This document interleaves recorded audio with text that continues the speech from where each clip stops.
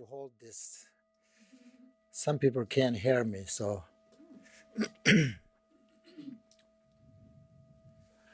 open in prayer 3 times again, please.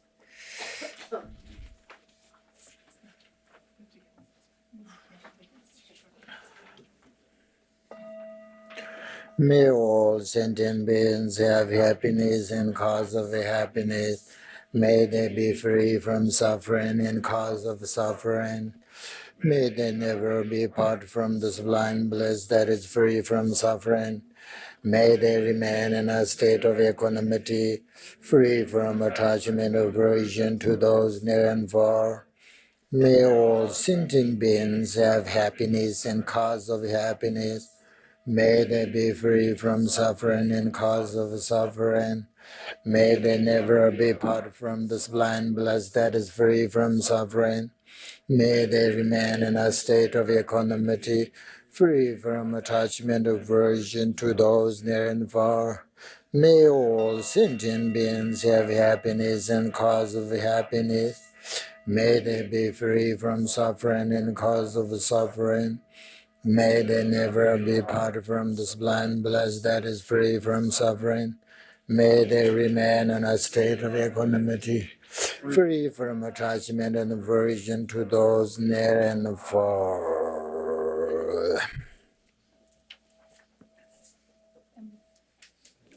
Before we get started, I just want to make a friendly announcement. If you could remember to silence your phones before we get started, that would be appreciated. Thank you. Thank you.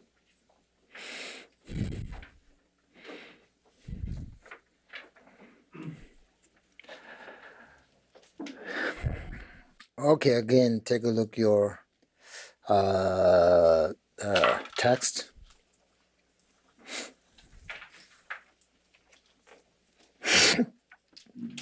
Mind, which is like lightning, a breeze or passing clouds, is colored by its various thoughts of everything under the sun. But when examined thoroughly, is found to lack a base or origin, just like a mirage on the horizon. It is what do you call it? Devoid of essential nature. Okay? Sim lok dang long dang tin dang da mersam gursam na tsuk tok pilat.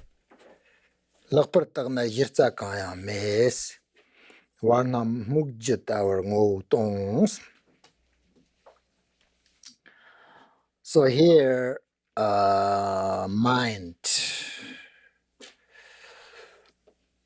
So he talks about the mind, both relative mind and ultimate mind.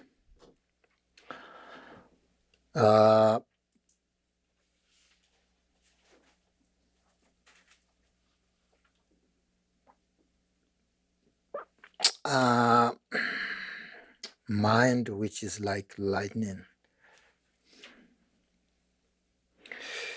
This is relative mind, and then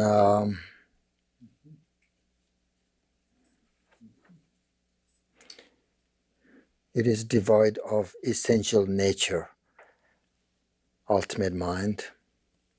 So because all the various factors of dualistic vision, such as samsara and nirvana, happiness and suffering, good and bad, etc., arise from the mind, right? Arise from the mind, all of everything. So we can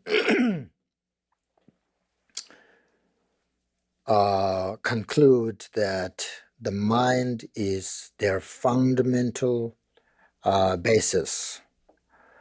So this is why non-destruction is the root of the paths and the fundamental principle of the practice. So all of samsara and nirvana have one common ground, right? Do you remember the prayer of samantabhadra? It's a very famous prayer. So there is so that the samsara and nirvana have one common ground. From that one ground, branches go in two different directions, right? And there are two different directions, so therefore two paths lead to the two different result of samsara and nirvana. So this fundamental basis of the ground is the basic shunyata, emptiness. Very important one. And who has that? Who has that basis? Who has that nature sort of basic shunyata? Buddha said, you have that. We have that. All living beings have that ground. Our minds, our body, and the entire universe merge into this great emptiness. That's why Kunla Chapa means like is the pervasive nature of all living beings. So the teachings of Buddha repeatedly say that all sentient beings possess an enlightened essence. Very important to understand this.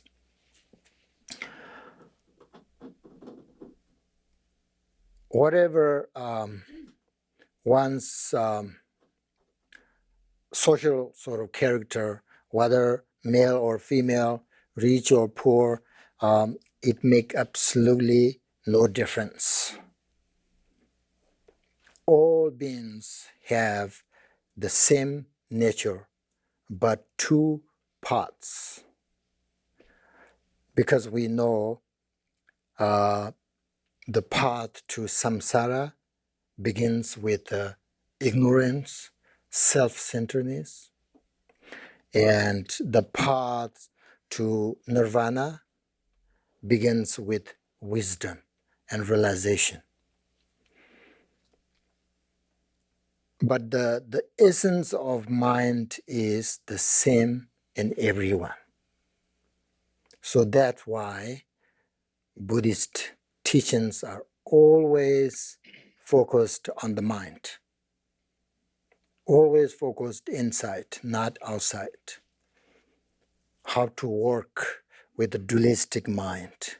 Because everyone has the possibility of attain liberation and diminution, all of these negative thoughts.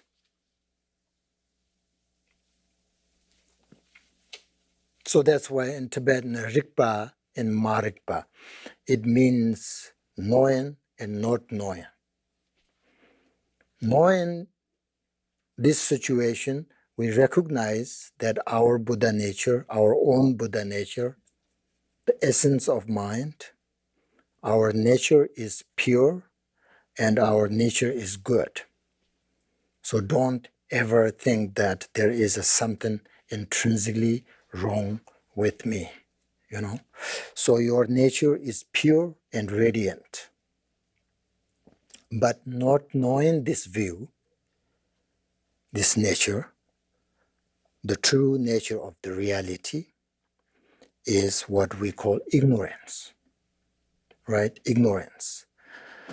So Buddha said that we must be aware that the way things appear to worldly beings is mistaken, not true, which means not true, which means we are believing as I said, an unreal ideas of existence. Then we have attachment and desire towards those things. So we are developing many ideas that are based on this unreal existence because of the ignorance, because our belief is based on the illusion, ignorance. So we have wrong views. Therefore, we have to change the wrong view through our practice, because we can change our mind and we have the potential to attain liberation. That's a good thing. So the Buddha's teachings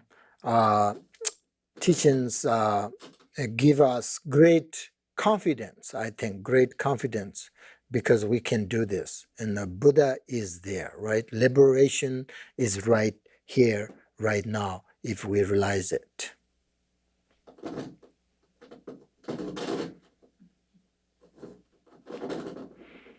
This is very sensitive. So I have to, this is really good for my mindfulness though, right? I have to.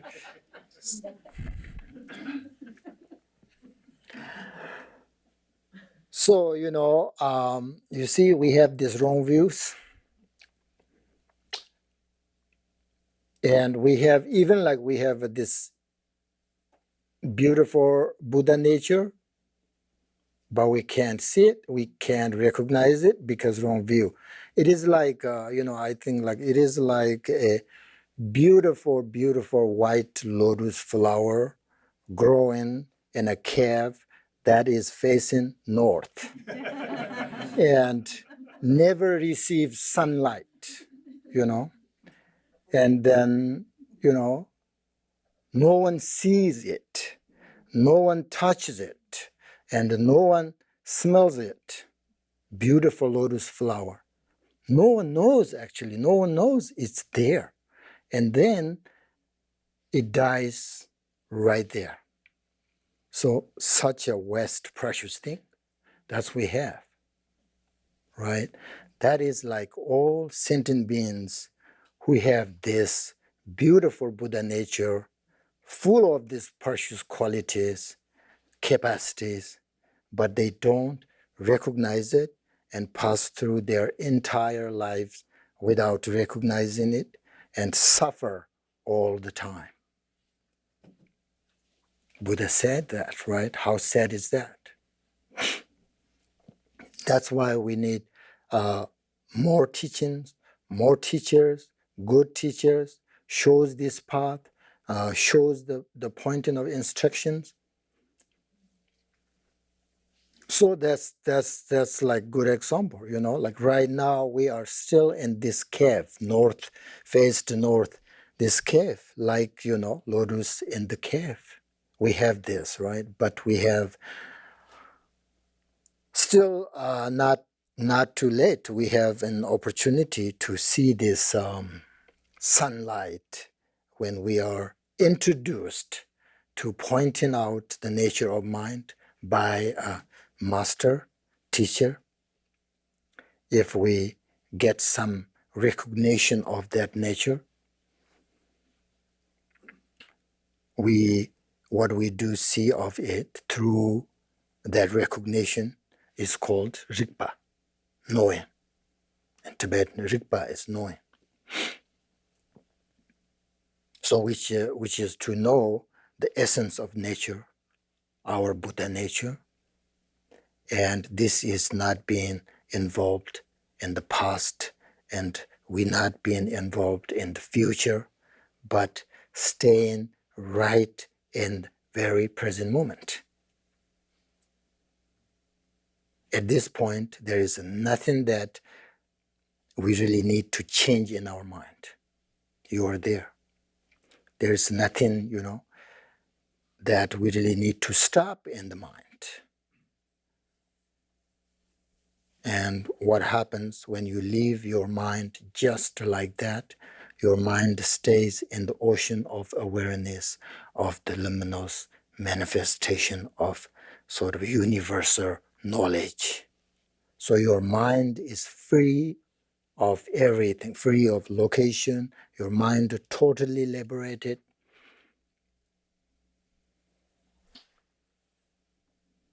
But in order to have that, not just the recognition, that stability, the familiarization, you need to practice. You need to meditate a lot. Because right now our mind is like kind of wild mind, it's very difficult to control. So right now we are not in the first bhumi. So until the seventh bhumi, you have to really sort of diligently, practice. Once you reach the eighth bhumi, you don't have to like difficult to, go through difficult. It's just effortlessly. It's like a boat already in the middle of ocean. It goes like automatically wherever you want to go, your destination. But until that, you really need to practice.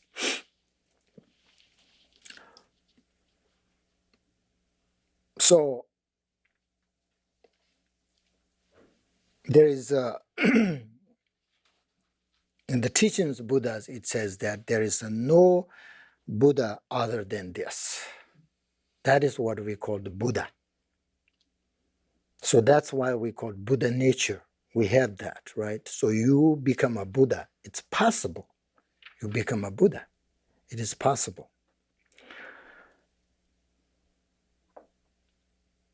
So this means we can find a perfect Buddha in our own mind, right there.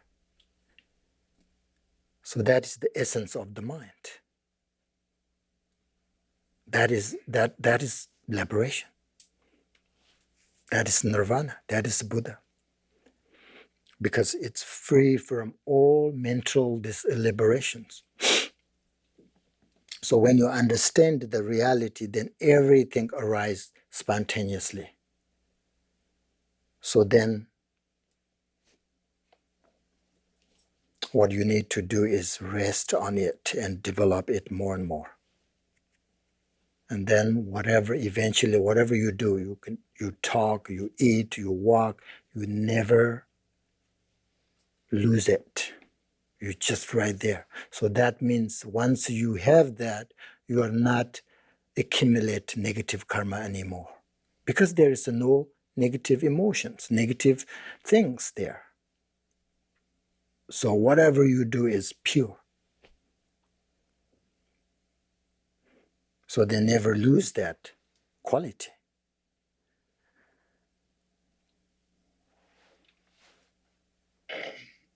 So then you clearly be aware of this openness. So we call it self-arising wisdom, right? Self-arising awareness. Because when you cultivate this self-arising wisdom through this meditation, your mind will be more open and vivid. So this is combination of emptiness and wisdom. So that is the ultimate sort of ultimate mind. So you actually have to enter more deeply into this nature and then stay there in order to liberate yourself and realize the true nature of all dharma, all phenomena, everything, But ordinary people like us, we see, emotions as disturbing. And because of that, we experience our energy as destructive, So, so that view, that particular view, is based on ego's perception of our emotions. But if we look at our emotions carefully, then they appear as an expression of the nature of this wisdom, an expression of Buddha nature. then we no longer see emotions as ordinary emotion, but we will realize them as the basic nature of liberation and basic nature of wisdom. And they are part of our Buddha nature. That's why my root teacher, Kanchen Jigme Panzo, has a beautiful song. And it says, it depends, these negative emotions, attachment, anger, all of this. One way you can say, I need to diminish them, but the other way, you don't have to diminish them. You just need to recognize the essence of their negative emotions, the essence of negative emotions. Then you don't have to negative. You can transform into all these negative emotions into part of your Buddha nature. But if you don't recognize that, then negative emotions are negative emotions, It makes us suffer. So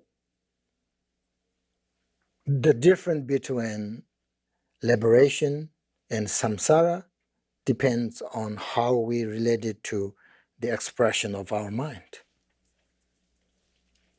So that's shortly relative mind and ultimate mind. And then the next one is really important one. The text says, while being empty, it appears, and while appearing, it is empty. That's hard siddha, same thing, right? Form is emptiness, and emptiness is form. While being empty, it appears. Well, because of that, right? While appearing, it is empty. Left to settle naturally by itself, mind arises at a genuine state of ease. And when familiarity, when familiarity grows stable, mind's nature condition is seen. Om yin nang la nam yin tong ba rang sim rang bi yagni yagni narmar dos kumbat an rang sim hiluk tong. So here he talks about the union of appearances and emptiness, right? So in Buddhism, we are looking at the mind and its relationship to the appearances of the life. That is the main point. And result of this searching or practice is finding nothing but the union of appearances and emptiness, the nature of mind and appearances. And in order to have the capacity to experience this, we need to have intellectual understanding of this reality and understand the distinction between mind and the nature of mind, and distinction between appearances and their nature. So this distinction is an extremely important point of understanding. So there is a special instruction when you practice Dzogchen, because many people do not understand the distinction between mind and mind nature, mind and ground consciousness. All of that is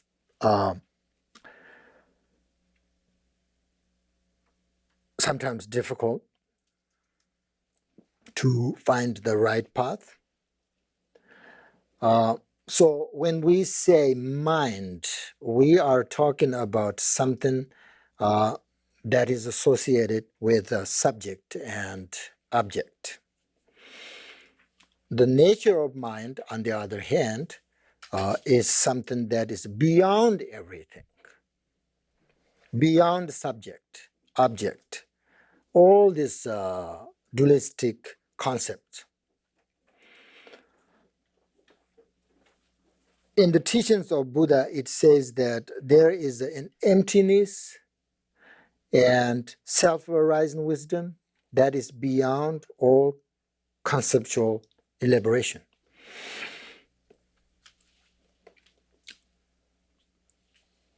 Why do we say self-arising wisdom? Because it has the ability to understand everything. And there is a knowing quality. That's why Rigpa means knowing. That's why we call it self-arising wisdom. Self-arising wisdom.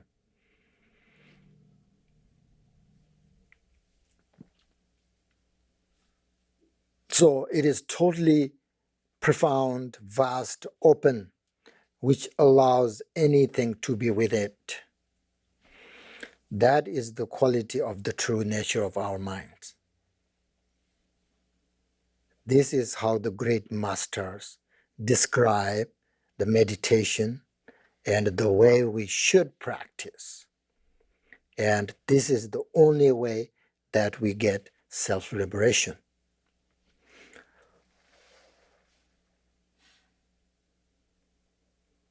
So the mind is empty.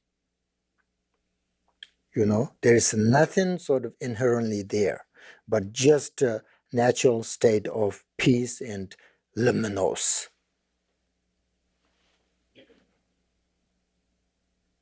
So it is the direct realization of emptiness and liberation. So it is just something that has to be realized.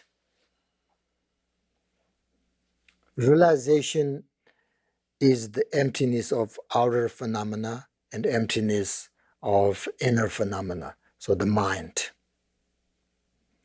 Okay, so here, in this text, the last part of this instruction is very important. It says, when familiarity grows stable, mind nature condition is seen.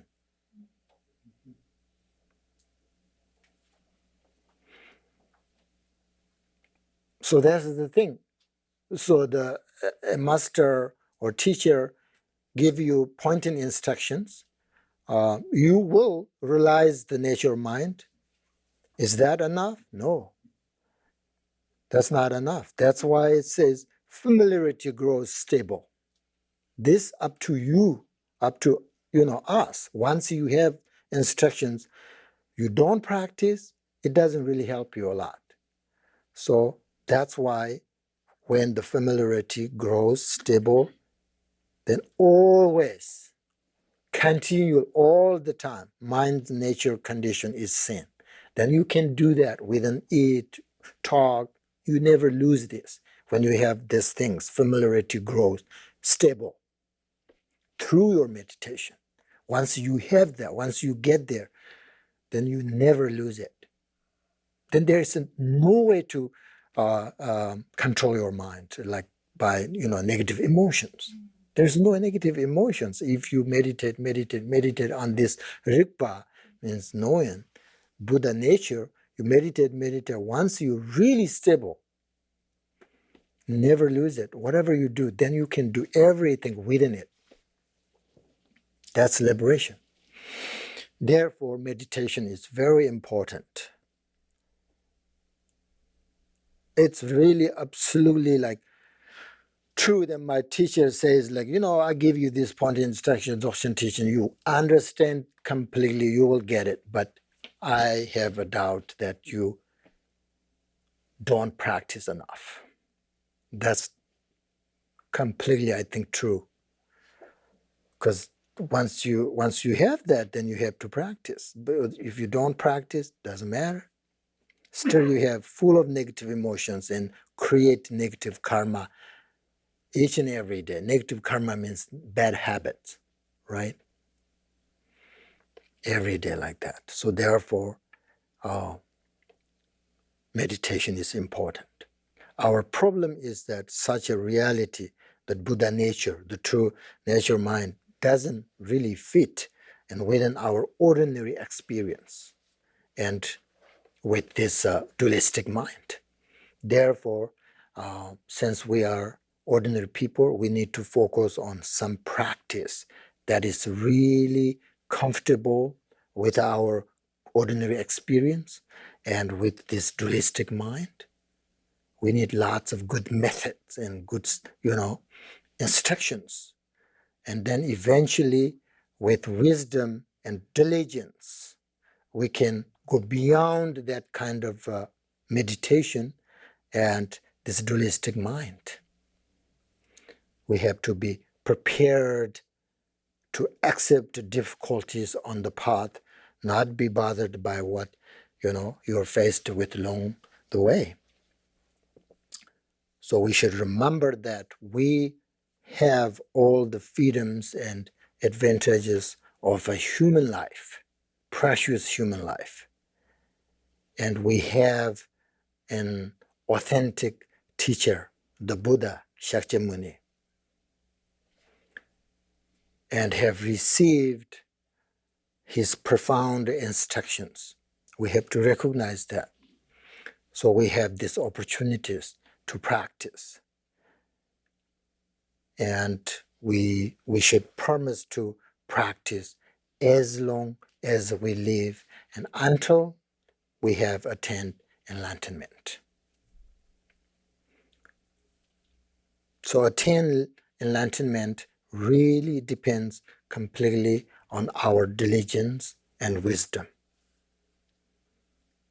That's why this last last part of these sentences, the text, is so important. Familiarity, stable mind is so important, right?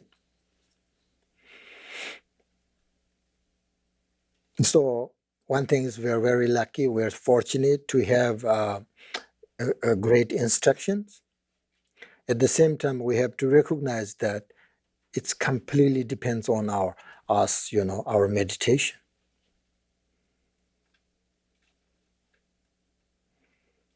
So when you start your journey, it's so hard, very difficult. That's why many people can't do it, just to give up.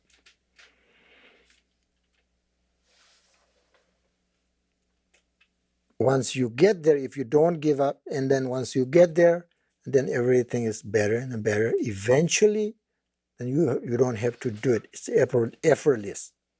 You just experience all these qualities, knowing qualities.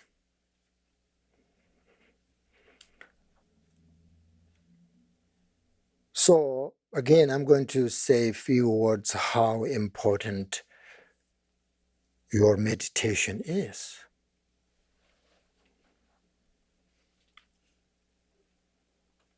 Meditation is the way we realize nature of mind. Therefore, it is something that we absolutely have to do.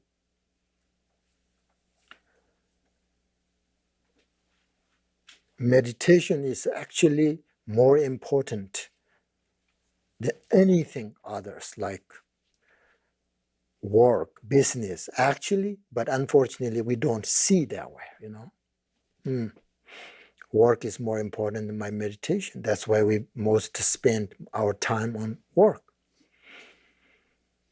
But never satisfied, right? Never satisfied. But that's fine. But still we have time to meditate each and every single day.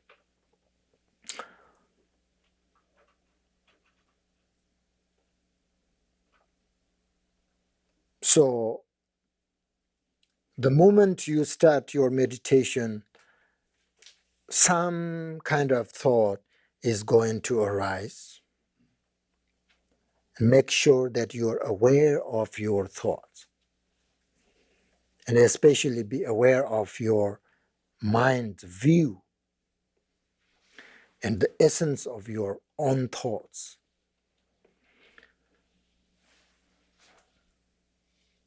Another important, meditation does not mean that you should sort of squeeze yourself tightly or you should just completely go loose.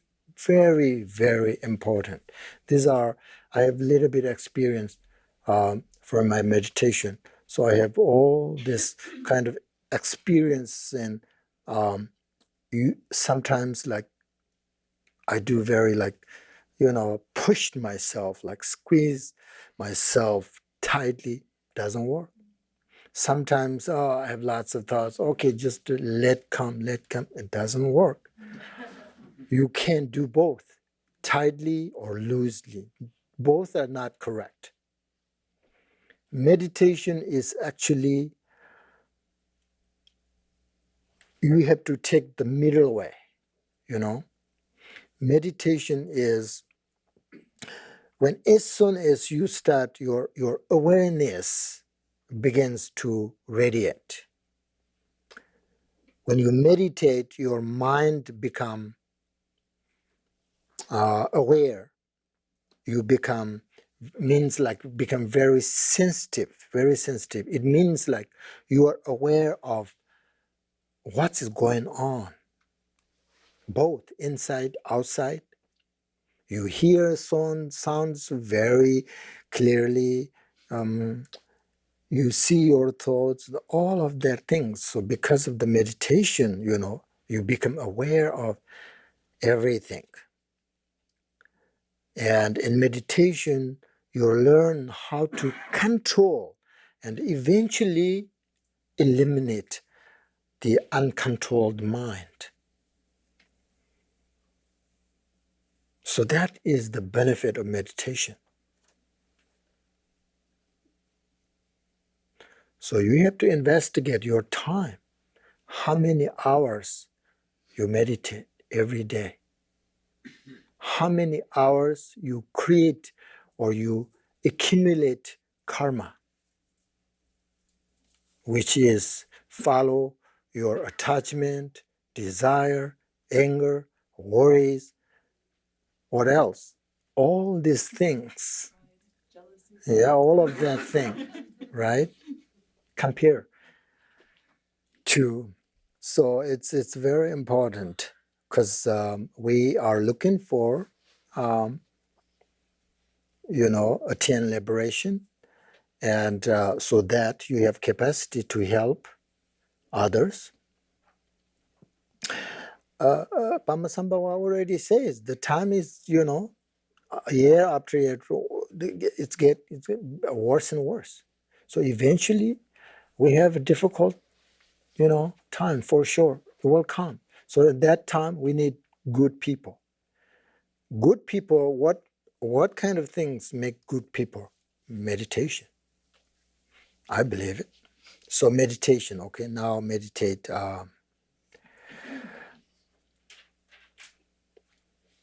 Again, I think same thing. Meditation.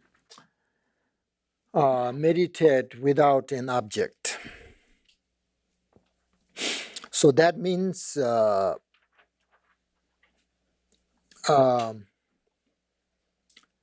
your mind is not focused on anything, right? But rest in completely and relaxation.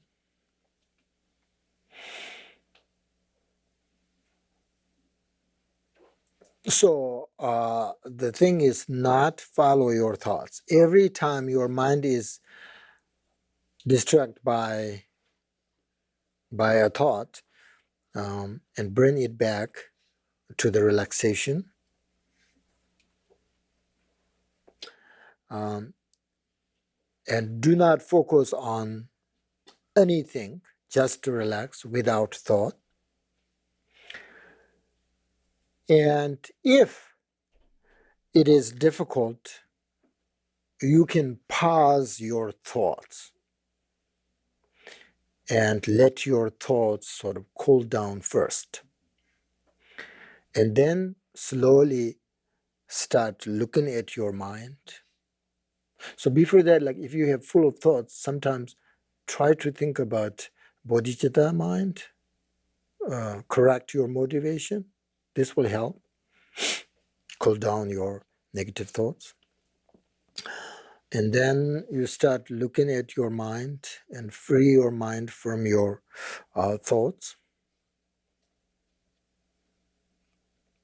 And when thoughts arise, for sure, you will look at the nature of thought, right? And recognize that these thoughts are the manifestation of the nature of your mind. So recognize the nature of thoughts and let them naturally dissolve into the nature of your mind, and then relax there. That's simple instruction for meditation.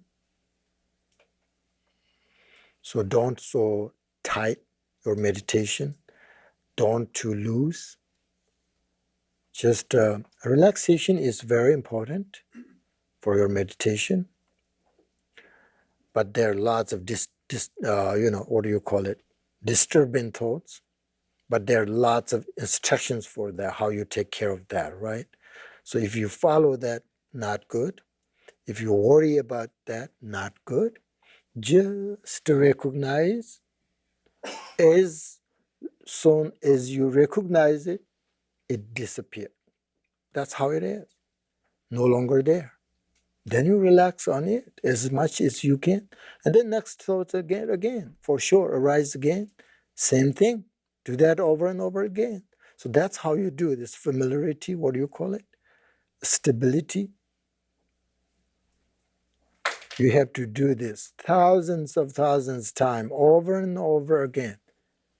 And then eventually you can. Yeah, you can, for sure. Don't think I cannot do this. Maybe you can do that one time, maybe the second time, maybe third time, but eventually, that's the thing. If you give up, then you lose everything. So never give up. All right, meditate for 10 minutes again, please.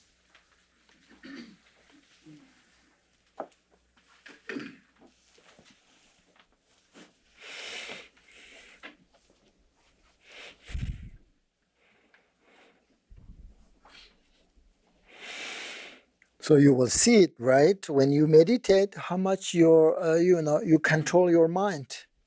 Then, this sentence is so nice. When familiarity grows, stable, mind's natural condition is seen. If you have lots of thoughts, that means you need lots of meditation. You need meditation.